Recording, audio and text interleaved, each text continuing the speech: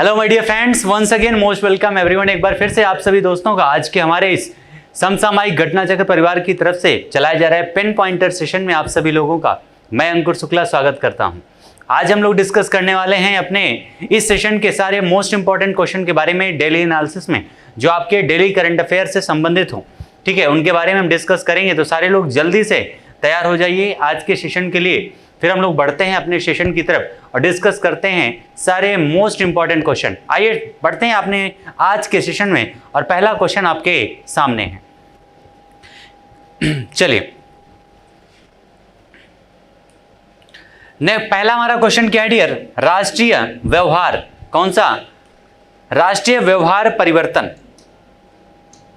पहला क्वेश्चन है, राष्ट्रीय व्यवहार परिवर्तन संप्रेषण फ्रेमवर्क को किसने लॉन्च किया है? राष्ट्रीय व्यवहार परिवर्तन संप्रेषण फ्रेमवर्क, ये किसके द्वारा लॉन्च किया गया है? तो इसको लॉन्च किया गया है स्वच्छ भारत मिशन शहरी 2.0 के द्वारा। किसके द्वारा? स्वच्छ भारत मिशन शहरी 2.0 के द्वारा इसे लॉन्च किया गया है। इसका उद्देश्य क्या है? तो शहरों को पूरी तरह से कचरा मुक्त बनाना इसका मुख्य उद्देश्य है। और आपको पता है, जो स्वच्छता अवार्ड की घोषणा की गई थी उसमें स्वच्छ शहरों का जो अवार्ड मिला था वो इंदौर और सूरत को दिया गया था। किसको? इंदौर और सूरत को दिया गया था। साथ ही में सबसे स्वच्छ शहर इंदौर बना हुआ है लगातार 5 वर्ष से, 5वीं बार फिर से बन चुका है। कौन? इंदौर। कहां पर है? तो मध्य प्रदेश में है, याद रखिएगा। स्वच्छता दिवस की शुरुआत महात्मा गांधी की जयंती पर 2 अक्टूबर को मनाया जाता है स्वच्छता दिवस, ये पॉइंट भी याद रखिएगा। ठीक है, स्वच्छता दिवस कब मनाया जाता है? तो ये आपका सेलिब्रेट किया जाता है 2 अक्टूबर को, और इसी 2 अक्टूबर को महात्मा गांधी जयंती भी मनाई जाती है। और हमारे देश के जो सेकंड प्राइम मिनिस्टर थे उनकी जयंती भी, शास्त्री जी की जयंती भी इसी दिन मनाई जाती है 2 अक्टूबर को, ये पॉइंट भी याद रखिएगा। नेक्स्ट हमारा है, स्वच्छ भारत मिशन शहरी 2.0 को किस मंत्रालय के द्वारा कार्यान्वित किया जा रहा है? तो आवास एवं शहरी मामलों के मंत्रालय के द्वारा। स्पेशल 301 रिपोर्ट 2022 ये किसके द्वारा लॉन्च किया गया है? तो स्पेशल 301 रिपोर्ट 2022 को लॉन्च किया गया है संयुक्त राज्य व्यापार प्रतिनिधि कार्यालय के द्वारा। किसके द्वारा? संयुक्त राज्य व्यापार प्रतिनिधि कार्यालय के द्वारा इसको लॉन्च किया गया है। और यह रिपोर्ट किसकी समीक्षा? तो आईपी संरक्षण और प्रवर्तन की वैश्विक स्थिति की समीक्षा इस रिपोर्ट में किया गया है। स्पेशल 301 रिपोर्ट 2022 जिसे संयुक्त राष्ट्र की व्यापार प्रतिनिधि कार्यालय के द्वारा जारी किया गया है। नेक्स्ट हमारा क्वेश्चन है, राज्यों के मुख्यमंत्रियों और उच्च न्यायालयों के मुख्य न्यायाधीशों के संयुक्त सम्मेलन का उद्घाटन किसने किया है? तो इस सम्मेलन का उद्घाटन किसने किया है? हमारे देश के प्रधानमंत्री नरेंद्र मोदी जी ने, प्राइम मिनिस्टर हमारे देश के नरेंद्र मोदी जी ने इसका उद्घाटन किया है, जिसमें राज्यों के मुख्यमंत्री शामिल होंगे और साथ साथ उच्च न्यायालयों के मुख्य न्यायाधीश इसमें शामिल होंगे। अब अगर हम यहाँ पर बात करें राज्यों की, सबसे पहले तो इन राज्यों में सबसे पहले हमारे देश में राज्य कितने हैं? तो 28 राज्य हैं। और यूनियन टेरिटरी कितनी हैं? तो टोटल 8 यूनियन टेरिटरीज हैं, याद रखिएगा। 28 राज्य हैं, 8 यूनियन टेरिटरीज हैं हमारे देश में, और इन सारे राज्यों के मुख्यमंत्री इसमें शामिल होंगे, ये पॉइंट याद रखिएगा। दूसरा है उच्च न्यायालय यानी हाई कोर्ट। हाई कोर्ट की बात की जा रही है। दूसरा हमारा है हाई कोर्ट। हमारे देश में टोटल हाई कोर्ट की संख्या कितनी है? तो टोटल 25 है हाई कोर्ट की संख्या, याद रखिएगा। ठीक है, और जो सबसे अंतिम हाई कोर्ट बना था वो बना था आंध्र प्रदेश में। कहां पर? आंध्र प्रदेश का एक नया हाई कोर्ट बन गया है, और इस प्रकार से 25वां हाई कोर्ट बना था। कहां पर? आंध्र प्रदेश में। ये सारे पॉइंट याद रखिएगा।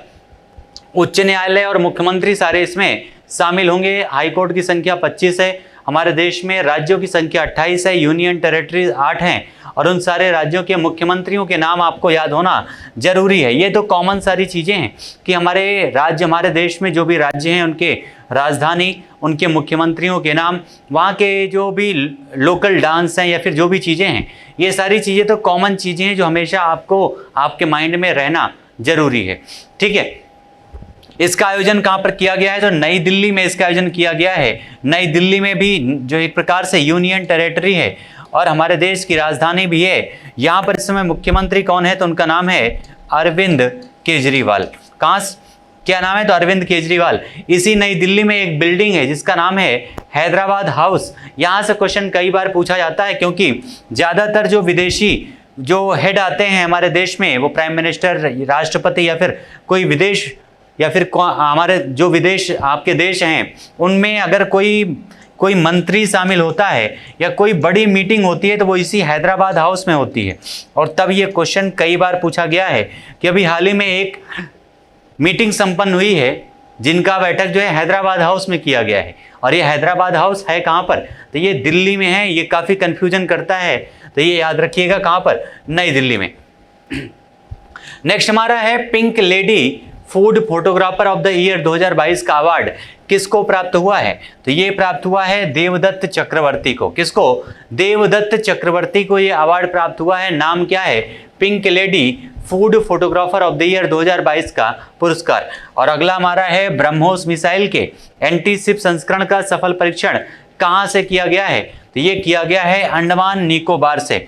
एंटी शिप संस्करण यानी अब जो हमारा नौसेना के द्वारा भी ब्रह्मोस मिसाइल का प्रयोग किया जाएगा, इस प्रकार से इसको विकसित किया जा रहा है। और ब्रह्मोस मिसाइल की अगर हम बात करें तो ब्रह्मोस मिसाइल इंडिया और रशिया के संयुक्त उद्यम से निर्मित की गई है। जो इंडिया की ब्रह्मपुत्र नदी और रशिया की मॉस्कोवा नदी, कौन सी? मॉस्कोवा नदी, इन दोनों नदियों के संयुक्त नाम को मिलाकर के इसका नाम रखा गया है ब्रह्मोस मिसाइल। ठीक है, जिसका परीक्षण, इसके एंटी शिप संस्करण का परीक्षण कहां पर किया गया है? तो अंडमान निकोबार में किया गया है, याद रखिएगा। नेक्स्ट हमारा है किस बैंक के द्वारा छोटे व्यवसायों के लिए डिजिटल इकोसिस्टम लॉन्च किया गया है? कौन सी बैंक के द्वारा लॉन्च किया गया है छोटे व्यवसायियों के लिए? तो आईसीआईसीआई बैंक के द्वारा लॉन्च किया गया है। ये जो आईसीआईसीआई बैंक हो गया, एचडीएफसी बैंक हो गया, ये सारे बैंकों की स्थापना हमारे देश में इस ट्रिपल पी मॉडल के लॉन्च होने के बाद हुई थी। एक प्रकार से जो हमारे देश में प्राइवेटाइजेशन की शुरुआत हुई थी लगभग 1991 से, 1991 से 1991 के बाद जब हमारे देश में राजीव गांधी की असैसिनेशन के बाद हमारे देश में प्राइवेटाइजेशन की शुरुआत की गई थी। और इसी के बाद से एक मॉडल अपनाया गया था, पब्लिक प्राइवेट पार्टनरशिप मॉडल।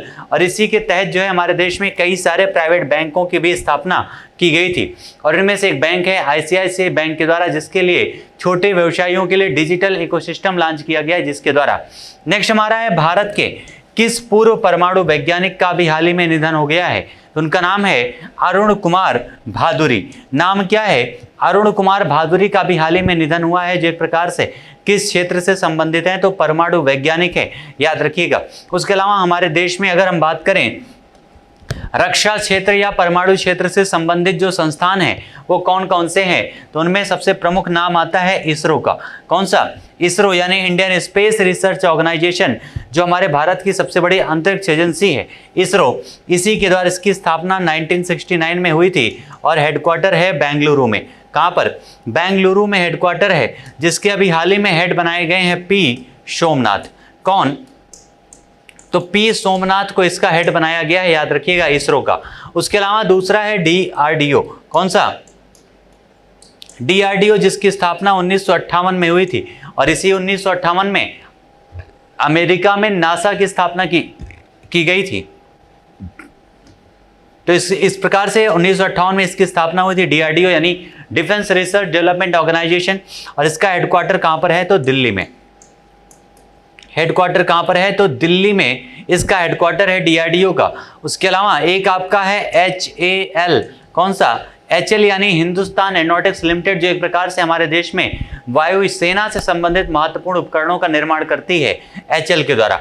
इसकी 3 ब्रांचेज हमारे उत्तर प्रदेश में भी हैं, जिनमें से लखनऊ में एक है, एक कानपुर में है और एक तीसरा आपका है अमेठी कोरबा में। ये सारे पॉइंट याद रखिएगा। ये सारे हमारे देश में रक्षा उपकरणों से संबंधित ऑर्गेनाइजेशन है, जिनके बारे में आपके एग्जाम में कई बार पूछा भी जाता है। ठीक है, तो इस प्रकार से अरुण कुमार भादुरी जी का निधन हो गया है, जिनका संबंध है वो एक परमाणु वैज्ञानिक थे। ये किस संस्थान के पूर्व निदेशक रह चुके हैं? तो इंदिरा गांधी परमाणु अनुसंधान केंद्र, इंदिरा गांधी परमाणु अनुसंधान केंद्र के निदेशक के रूप में भी ये कार्यरत कर चुके हैं। नेक्स्ट हमारा है भारत का पहला अमृत सरोवर किस राज्य में स्थापित किया गया है? हमारे देश का पहला अमृत सरोवर कौन से राज्य में स्थापित किया गया है? तो इसको स्थापित किया गया है हमारे देश के उत्तर प्रदेश में, यानी हमारे प्रदेश में, उत्तर प्रदेश में इसकी स्थापना की गई है अमृत सरोवर की। याद रखिएगा, उत्तर प्रदेश के बारे में अगर कॉमन सी बात करें तो उत्तर प्रदेश हमारे देश में एरिया के नाम पर चौथा स्थान है इसका, चौथे स्थान पर है एरिया में। पॉपुलेशन में इसकी रैंकिंग पहली है, फर्स्ट रैंकिंग है पॉपुलेशन में उत्तर प्रदेश। उसके अलावा अगर हम उत्तर प्रदेश की बात करें तो टोटल जिलों की संख्या 75 है। उसके अलावा इन जिलों में सबसे बड़ा जिला कौन सा है? तो लखीमपुर खीरी है। लखीमपुर खीरी सबसे बड़ा जिला है। एक नेशनल पार्क है, उसका नाम भी क्या है? तो दुधवा राष्ट्रीय उद्यान। केवल एक नेशनल पार्क है हमारे उत्तर प्रदेश में। उत्तर प्रदेश की लोकसभा सीटें कितनी हैं? तो 80 लोकसभा सीटें हैं। राज्यसभा सीटें कितनी हैं? तो 31 हैं। विधानसभा सीटें कितनी हैं? तो 403 है। विधान परिषद सीटें कितनी हैं? तो 100 हैं। मुख्यमंत्री कौन है? योगी आदित्यनाथ जी। कैपिटल क्या है? तो लखनऊ इसकी कैपिटल है। याद रखिएगा, उत्तर प्रदेश से कॉमन पॉइंट है जो आपको समझना है। लेकिन इस उत्तर प्रदेश में कहां पर, किस शहर में ये अमृत सरोवर की स्थापना की गई है? तो रामपुर में। ठीक है, रामपुर में इसकी स्थापना की गई है। याद रखिएगा, हमारे देश के उत्तर प्रदेश के रामपुर में ये आपका देश का पहला अमृत सरोवर स्थापित किया गया है, जो मोस्ट इंपॉर्टेंट है। और इसी रामपुर में ही 29वां हुनर हाट का भी आयोजन किया गया था। हुनर हाट का आयोजन 29वां कहां पर हुआ था? तो रामपुर में इसका आयोजन किया गया था। ये मोस्ट इंपॉर्टेंट पॉइंट है। नेक्स्ट हमारा है, किसको यूनाइटेड किंगडम के Commonwealth points of light award के लिए चुना गया है? इसी रामपुर से संबंधित हैं कौन? सपा पार्टी के जो नेता थे जिनका नाम है आजम। ठीक है, आजम खान। कहां से हैं? तो रामपुर से हैं। चलिए, यूनाइटेड किंगडम के Commonwealth point of light award के लिए किसे चुना गया है? तो ये चुना गया है किशोर कुमार दास को। किसको? किशोर कुमार दास को चुना गया है यूनाइटेड किंगडम के Commonwealth points of light award के लिए, किशोर कुमार दास को। ये किस देश से संबंधित हैं? तो इनका संबंध है बांग्लादेश से। कहां से? बांग्लादेश से इनका संबंध है। याद रखिएगा, किशोर कुमार दास इनका नाम है। और इन्हीं को जो है यूनाइटेड किंगडम का Commonwealth points of light award से सम्मानित किया गया है। नेक्स्ट हमारा पॉइंट है डिजिटल ट्रांसफॉर्मेशन। किससे? डिजिटल ट्रांसफॉर्मेशन को बढ़ावा देने के लिए एसबीआई कार्ड्स। किसने? एसबीआई कार्ड्स ने किस कंपनी के साथ में समझौता किया है? तो ये टीसीएस के साथ में समझौता किया गया है। TCS, Tata consultancy services. ठीक है, टीसीएस के साथ में समझौता किया गया। और आपको पता है टाटा के द्वारा ही एयर इंडिया का 100% अधिग्रहण किया गया है। किसका? एयर इंडिया का। एयर इंडिया का 100% अधिग्रहण किया गया है टीसीएस के द्वारा। उसके अलावा अगर हम बात करें एसबीआई, किसके बारे में डियर? एसबीआई के बारे में अगर हम बात करें तो ध्यान रखिएगा, एसबीआई जो बैंक है सबसे पहले 1806 में, 1840 में और 1843 में, इस 3 वर्षों में हमारे देश में bank of Kolkata, bank of Madras, bank of Mumbai, 3 bank स्थापित किए गए थे 1806, 1840 और 1843 में। और इन्हीं तीनों बैंकों को 1901 में इसका एकीकरण कर दिया गया और इसका नाम हो गया इंपीरियल बैंक। कौन सा? Imperial bank. नाम याद रखिएगा, इसका नाम हो गया क्या? इंपीरियल बैंक इसका नाम हो गया। उसके अलावा इंपीरियल बैंक के अलावा इसका जो है 1955 में हमारे देश की आज़ादी के बाद हमारे इस बैंक का, जिसका नाम इंपीरियल बैंक था, इसका कर दिया गया राष्ट्रीयकरण और इसका नाम हो गया state bank of India. SBI के नाम से इसको जाना जाने लगा। याद रखिएगा, एसबीआई का ये फॉर्मेशन है, ये प्रोसेस याद रखिएगा, एसबीआई किस तरह से बना है। एसबीआई जो आपका है, इसके पहले 8 शाखाएं थी, लेकिन इसमें से जितनी भी शाखाएं हैं सबको मर्ज कर दिया गया है। जो महिला बैंक था वो भी इसी की शाखा थी और इसको भी मर्ज करके एसबीआई में सबका विलय कर दिया गया और एसबीआई केवल एक बची है। ठीक है, तो इस प्रकार से एसबीआई का पूरी तरह से विलय है। और याद रखिएगा, ये एसबीआई का फॉर्मेशन है जहां से काफी सारे क्वेश्चन आपके एग्जाम में बनते हैं। ठीक है, नेक्स्ट हमारा है अंतर्राष्ट्रीय मजदूर दिवस कब मनाया जाता है? तो 1 मई को मनाया जाता है अंतर्राष्ट्रीय मजदूर दिवस। और आपको हमने बताया भी था, अंतर्राष्ट्रीय मजदूर संघ जो है, जिसको हम आईएलओ के नाम से जानते हैं, 1919 में उसकी स्थापना की गई थी। अगला हमारा है, किसने भारत के नए विदेश सचिव के रूप में कार्यभार ग्रहण किया है? तो उनका नाम है विनय मोहन क्वात्रा। नाम क्या है? विनय मोहन क्वात्रा जो है, इन्हीं को बनाया गया है विदेश सचिव। किसकी जगह पर? तो हर्षवर्धन की जगह पर। ठीक है, हर्षवर्धन श्रृंगला की जगह पर बनाया गया है, याद रखिएगा, हर्षवर्धन श्रृंगला की जगह पर इनको बना दिया गया है। नया विदेश सचिव विनय मोहन क्वात्रा को बनाया गया है, याद रखिएगा। मोस्ट इंपॉर्टेंट ये क्वेश्चन आपके एग्जाम के लिए है कि किसे विदेश सचिव के रूप में नियुक्त किया गया है। नेक्स्ट हमारा है पीवी सिंधु। ये नाम ही इंपॉर्टेंट है। पीवी सिंधु ने एशियाई बैडमिंटन चैंपियनशिप में कौन सा पदक जीत लिया है? तो पीवी सिंधु ने जीता है कांस्य पदक। ठीक है, कौन से खेल से संबंधित हैं? तो बैडमिंटन स्टार हैं पीवी सिंधु। इनकी खासियत है कि इन्होंने भारत को 2016 के ओलंपिक में और साथ ही साथ 2020 का ओलंपिक जो 2021 में स्थापित किया गया था टोक्यो में, दोनों ओलंपिक में मेडल भारत को इन्होंने दिलाया था। और ऐसा करने वाली भारत की एकमात्र महिला खिलाड़ी हैं पीवी सिंधु, याद रखिएगा। भारत की एकमात्र महिला खिलाड़ी हैं जिन्होंने लगातार 2 ओलंपिक में भारत को मेडल दिलाए हों, ये पॉइंट याद रखिएगा। और 2022 का लॉरियस वर्ल्ड स्पोर्ट्स अवार्ड में स्पोर्ट्समैन ऑफ द ईयर का अवार्ड किसको दिया गया है? तो मैक्स वर्स्टेपन को दिया गया है स्पोर्ट्समैन ऑफ द ईयर का अवार्ड। ये सारे मोस्ट इंपॉर्टेंट पॉइंट हैं जो भी अपने सेशन में हम लोग डिस्कस कर रहे हैं। और इसमें sports women of the year, sports women of the year की बात करें तो ये किसको दिया गया है? तो एलन थॉम्पसन हेरा को ये अवार्ड दिया गया है। यहाँ पर sports women of the year और sports man of the year दिया गया है मैक्स वर्स्टेपन को, जिनका संबंध है एक प्रकार से कार रेसिंग से इनका संबंध है, जो आप याद रखिएगा। नेक्स्ट हमारा है किसको विटली गोल्ड अवार्ड से सम्मानित किया गया है? तो चारुदत्त मिश्रा को। किसको? चारुदत्त मिश्रा को सम्मानित किया गया है विटली गोल्ड अवार्ड से। और ये विटली गोल्ड अवार्ड जो है ये क्यों दिया जाता है? तो हिम तेंदुओं के संरक्षण के लिए, हिम तेंदुओं के संरक्षण के लिए ये अवार्ड आपका दिया जाता है। ठीक है, हिम तेंदुओं के संरक्षण के लिए, जिस प्रकार से आपने देखा था TX2 अवार्ड दिया जाता है। कौन सा? TX2 अवार्ड दिया जाता है, यानी जहां पर टाइगर की संख्या 2 गुना हो जाए वहां पर नेशनल पार्क को या पार्क को जो है टाइगर के इस TX2 अवार्ड से सम्मानित किया जाता है। उसी प्रकार से हिम तेंदुओं के संरक्षण के लिए दिया जाता है विटली गोल्ड अवार्ड।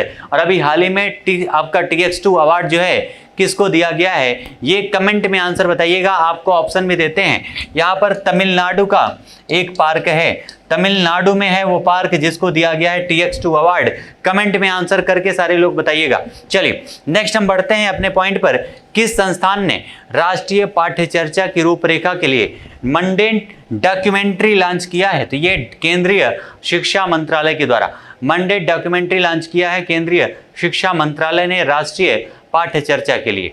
और माइक्रो प्रोसेसर बनाने के लिए भारत सरकार के द्वारा कौन सा कार्यक्रम लॉन्च किया गया है? तो DIRV कार्यक्रम लॉन्च किया गया, यानी इसको कहते हैं डिजिटल इंडिया रिस्क या राइज आपका कार्यक्रम है, जिसको कहते हैं डिजिटल इंडिया रिस्क वी कार्यक्रम लॉन्च किया गया है, याद रखिएगा। ये आपका DIRV भी ऑप्शन में डायरेक्ट पूछा जा सकता है। माइक्रो प्रोसेसर को बनाने के लिए ये पॉइंट भी याद रखिएगा, क्योंकि यहाँ पर क्वेश्चन आपसे उल्टा भी पूछा जा सकता है कि अभी हाल ही में DIRV को किसको क्या निर्मित करने के लिए इसको लॉन्च किया गया है? तो माइक्रो प्रोसेसर को बनाने के लिए। और नेक्स्ट हमारा है कौन सा बैंक अकाउंट एग्रीगेटर फ्रेमवर्क पर लाइव होने वाला पहला सार्वजनिक क्षेत्र का बैंक बन चुका है? तो उसका नाम है यूनियन बैंक ऑफ इंडिया। कौन सा? यूनियन बैंक ऑफ इंडिया बन चुका है यहाँ पर अकाउंट एग्रीगेटर फ्रेमवर्क पर लाइव होने वाला पहला सार्वजनिक क्षेत्र का बैंक। नेक्स्ट हमारा है किन राज्यों के द्वारा 1 मई को अपना स्थापना दिवस मनाया गया है? तो महाराष्ट्र और गुजरात के द्वारा। किसके द्वारा? महाराष्ट्र और गुजरात को आपको पता है 1960 में ये दोनों जो हैं, एक सबसे पहले उस समय तक था मुंबई। कौन सा? मुंबई था। मुंबई जो है इसको 1960 में इन दोनों को अलग कर दिया गया, एक राज्य बन गया महाराष्ट्र, दूसरा राज्य बन गया गुजरात। इस प्रकार से 2 राज्य अलग हो चुके थे।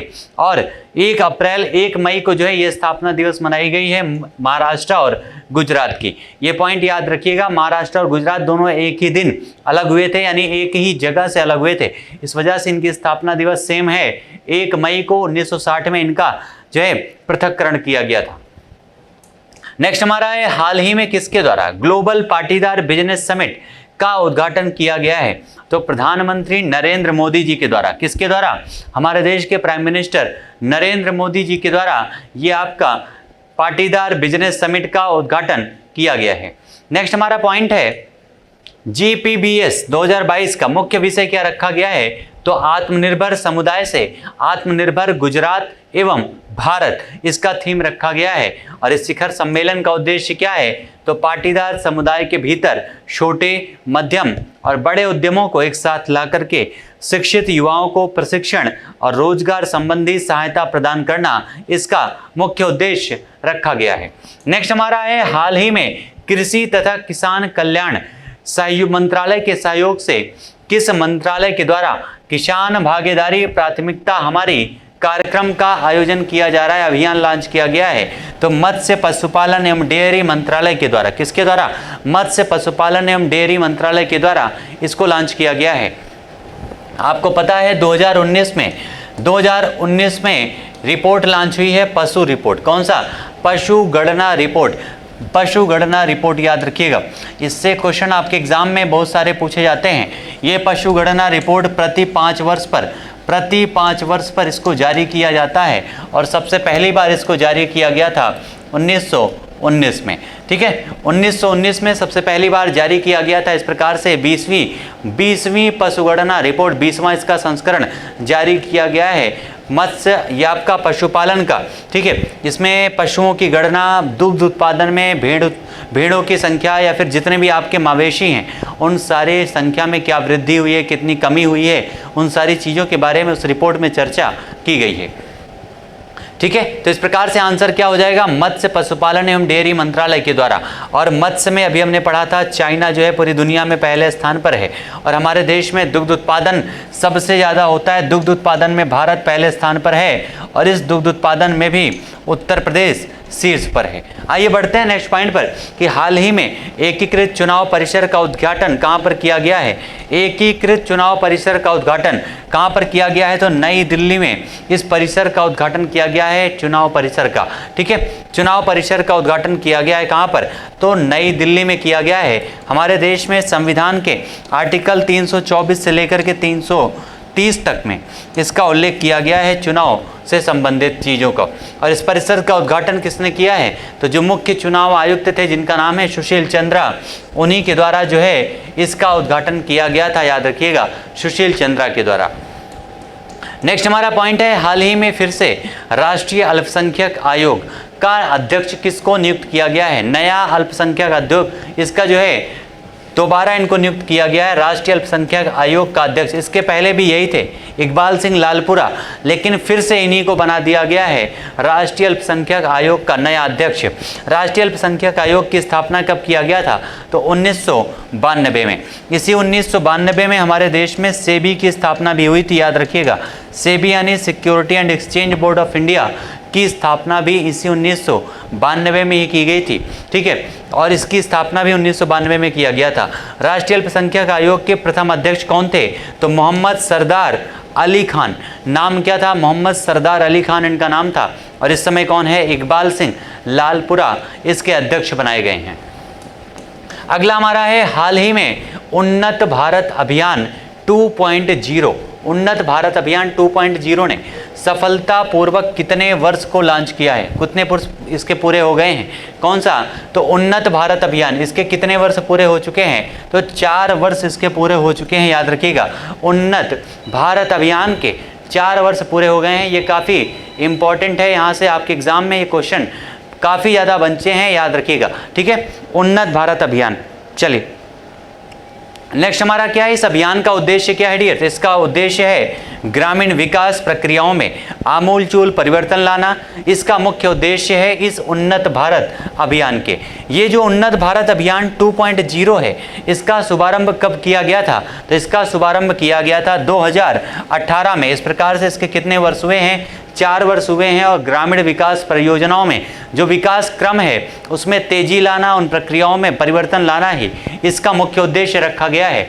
नेक्स्ट हमारा है अभी हाल ही में क्वार जल विद्युत परियोजना की मंजूरी किस समिति के द्वारा दी गई है? नाम क्या है? क्वार जल विद्युत परियोजना। इसकी मंजूरी कौन सी समिति के द्वारा दिया गया है? तो इसकी मंजूरी जो है दिया गया है आर्थिक मामलों के मंत्री स्तरीय या मंत्रिमंडलीय समिति के द्वारा इसकी मंजूरी दी गई है। किसके लिए? क्वार जल विद्युत परियोजना के लिए। और हमारे देश में भारत का पहला open for all digital ecosystem किस बैंक के द्वारा लॉन्च किया गया है? तो अभी आईसीआईसीआई बैंक के द्वारा हमने पढ़ा भी था। और ये आपका डिजिटल इकोसिस्टम जो है किसके द्वारा, इसका नाम क्या रखा गया है? ओपन फॉर ऑल, यानी सभी के लिए ओपन है। और ये लॉन्च किया गया है आईसीआईसीआई बैंक के द्वारा। या डिजिटल इकोसिस्टम किसके द्वारा लॉन्च किया गया है? हमारे मंत्रालय से संबंधित, तो सूक्ष्म लघु और मध्यम मंत्रालय के द्वारा भी इसका संयुक्त उद्यम से इसको लॉन्च किया गया है आईसीआईसीआई बैंक और एमएसएमई के द्वारा। नेक्स्ट हमारा है भारतीय रिजर्व बैंक ने हाल ही में किस बैंक पर गैर अनुपालन के लिए लगभग 1.12 करोड़ रुपए का जुर्माना लगाया है? तो बैंक ऑफ महाराष्ट्र पर यह जुर्माना लगाया गया है। किस पर? बैंक ऑफ महाराष्ट्र पर इसका जुर्माना लगाया गया है। लेकिन अगर हम बात करें भारतीय रिजर्व बैंक की यानी आरबीआई की, आरबीआई यानी रिजर्व बैंक ऑफ इंडिया, इसकी अगर हम बात करें तो इसको जो है 1926 में यंग कमीशन, किसके आधार पर? यंग कमीशन, और 1934 के अधिनियम के आधार पर, 1934 के अधिनियम के आधार पर 1935 में आरबीआई का गठन किया गया था। आरबीआई का गठन 1935 में किया गया था, याद रखिएगा। इसमें इसके पहले गवर्नर का नाम क्या था? तो इनका नाम था सर ऑसबॉर्न स्मिथ। क्या नाम है? सर ऑसबॉर्न इसके पहले इसके गवर्नर थे। इस समय कौन है? तो उनका नाम है शक्तिकांत दास। नाम क्या है? शक्तिकांत दास उनका नाम है, याद रखिएगा, जिस समय गवर्नर है आरबीआई के। और आरबीआई की अगर हम बात करें तो भारत का एकमात्र ऐसा बैंक है जिसने इंडिया और पाकिस्तान दो देशों के बैंक के रूप में इसने कार्य किया है। हमारे देश में बैंकों को रेगुलेट करने का काम आरबीआई करती है। इसका राष्ट्रीयकरण 1949 में किया गया था, 1949 में। ठीक है, इस प्रकार से याद रखिएगा आरबीआई बैंक के बारे में। और इसने ये जुर्माना किसके ऊपर लगाया है? तो बैंक ऑफ महाराष्ट्र के ऊपर ये जुर्माना लगाया गया है। स्थापना 1935 में, मुख्यालय मुंबई में, शक्तिकांत दास इसके गवर्नर हैं। ये सारे पॉइंट हमने डिस्कस कर लिया है। आइए बढ़ते हैं नेक्स्ट पॉइंट पर। अभी हाल ही में फार्मा और मेडिकल डिवाइसेस सेक्टर 2022 का आयोजन कहां पर किया गया है? तो इसका 7वां संस्करण था जिसका आयोजन किया गया है नई दिल्ली में। संस्करण कौन सा है? तो 7वां है, ये पॉइंट भी याद रखिएगा। और 3 दिवसीय इस अंतर्राष्ट्रीय सम्मेलन का जो उद्घाटन है ये किसने किया था? तो इसका उद्घाटन किसने किया है? तो रसायन एवं उर्वरक मंत्रालय या चिकित्सा मंत्री जो हैं जिनका नाम है मनसुख मांडविया, उन्हीं के द्वारा इस सम्मेलन, अंतर्राष्ट्रीय सम्मेलन का उद्घाटन किया गया है। इस सम्मेलन का आयोजन अन्य किसके द्वारा किया गया है? तो फिक्की और फार्मास्यूटिकल विभाग के संयुक्त उद्यम के माध्यम से इसकी शुरुआत की गई है। और इंडिया फार्मा 2022, कौन सा? इंडिया फार्मा 2022, इसका विषय क्या रखा गया है? तो इसका विषय है India pharma vision 2047 transformative agenda for future. Transformative agenda for future इसकी इस बार का थीम रखी गई है या विषय रखा गया है। इसमें अगर हम बात करें India pharma and India medical device 2022 पुरस्कार के विजेताओं के रूप में, तो सबसे पहला है नेता श्रेणी पुरस्कार। ये किसको मिला है? तो ये पुरस्कार मिला है India pharma leadership of the year का पुरस्कार सिप्ला लिमिटेड को दिया गया। किसको? सिप्ला लिमिटेड को ये आपका अवार्ड दिया गया है जिसका नाम है India pharma leader of the year का अवार्ड। अगर हम बात करें कंपनी ऑफ द ईयर की श्रेणी में तो किसको मिला है? ये आपका India pharma company of the year का अवार्ड किसको दिया गया है? तो ये दिया गया है माइक्रो लैब्स लिमिटेड को दिया गया है ये अवार्ड कंपनी श्रेणी में। उसके अलावा एमएसएमई श्रेणी की अगर हम बात करें तो India medical device MSME of the year का अवार्ड किसको दिया गया है? तो ये नाइस निपोटेक मेडिकल सिस्टम प्राइवेट लिमिटेड ये अवार्ड दिया गया है, याद रखिएगा। और नेक्स्ट हम यहाँ पे बढ़े अपने क्वेश्चन की तरफ। तो अगला हमारा है हाल ही में किसके द्वारा 90 दिवसीय अभियान आज़ादी से अंत्योदय तक, आज़ादी से अंत्योदय तक का शुभारंभ किसने किया है? तो ये हमारे ग्रामीण विकास के जो मंत्री हैं गिरिराज सिंह के द्वारा इस अभियान की शुरुआत की गई है। किसके द्वारा? ग्राम विकास जो मंत्री हैं, ग्रामीण विकास मंत्रालय संभाल रहे हैं गिरिराज सिंह, उन्हीं के द्वारा इसका शुभारंभ किया गया है। ठीक है, इस अभियान का नोडल मंत्रालय क्या है? तो ग्रामीण विकास मंत्रालय इसका नोडल मंत्रालय है। नेक्स्ट हमारा है भारतीय प्रबंधन संस्थान कोझिकोड। ये कोझिकोड है कहाँ पर? तो केरल में। कहाँ पर? केरल में है कोझिकोड, याद रखिएगा। कोझिकोड ने सतत कृषि को बढ़ावा देने के लिए किसके साथ में समझौता किया है? तो ये समझौता किया गया है अफ्रीकी एशियाई ग्रामीण विकास संगठन से। आपको पता है केरल जो है एक प्रकार से बीमारियों का द्वार है। कौन सा? बीमारियों का द्वार है। हमारे देश में जितनी भी बीमारियां आती हैं, वो चाहे कोविड हो, चाहे निपाह वायरस हो, ये सारी बीमारियां ज़्यादातर आप देखेंगे सबसे पहला केस केरल में ही मिलेगा। ठीक है, तो बीमारियों का द्वार कहा जाता है केरल को, और वहाँ से भी कोझिकोड जो है यहीं पर सबसे ज़्यादा आपके पहली बीमारियों की शुरुआत होती है। ठीक है, कोविड वायरस जो मिला था पहला यहीं पर मिला था, कोझिकोड में ही, केरल में। ठीक है, चलिए आइए बढ़ते हैं नेक्स्ट पॉइंट पर। अभी हाल ही में फ्लिपकार्ट ने किस राज्य के साथ में समझौता किया है? तो फ्लिपकार्ट के द्वारा समझौता किया गया है ममता दीदी के राज्य पश्चिम बंगाल के साथ में। पश्चिम बंगाल की कैपिटल क्या है? तो कोलकाता है, जहां पर अभी हाल ही में बिप्लोबी गैलरी का उद्घाटन किया गया था शहीद दिवस के दिन पर 23 मार्च को हमारे देश के प्राइम मिनिस्टर नरेंद्र मोदी जी के द्वारा। इसी पश्चिम बंगाल में आपका है कौन सा? सुंदरवन। कौन सा डियर? सुंदरवन यहीं पर है, याद रखिएगा, सुंदरवन। मैंग्रोव वन भी कहाँ पर है? तो यहीं पर है मैंग्रोव वन। ये सारे पॉइंट याद रखिएगा, पश्चिम बंगाल से संबंधित मैंग्रोव वन भी यहीं पर है पश्चिम बंगाल में।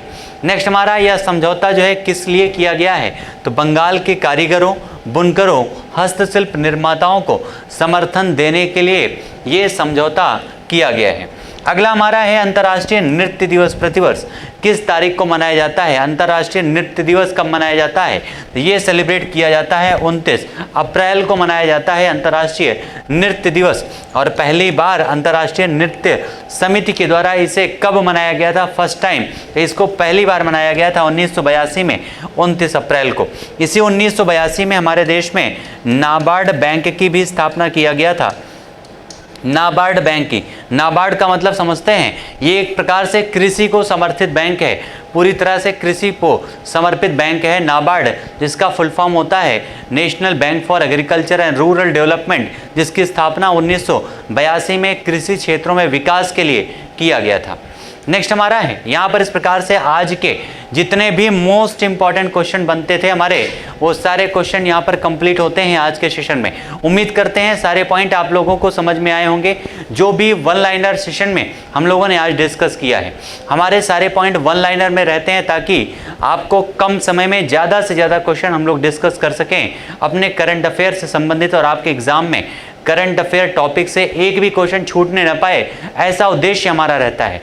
आप लोगों को सेशन आज का कैसा लगा एक बार कमेंट में आंसर करके बताइएगा, और मिलते हैं फिर से अपने अगले सेशन में इसी टाइम पर फिर से मिलते हैं, ठीक है, नेक्स्ट क्लास में। तब तक के लिए आप सभी लोगों को धन्यवाद। लेकिन सेशन को जिन लोगों ने अभी तक लाइक नहीं किया है, एक बार सेशन को लाइक जरूर कर दीजिएगा, और सेशन को जिन्होंने शेयर नहीं किया शेयर जरूर कर दीजिएगा, ठीक है।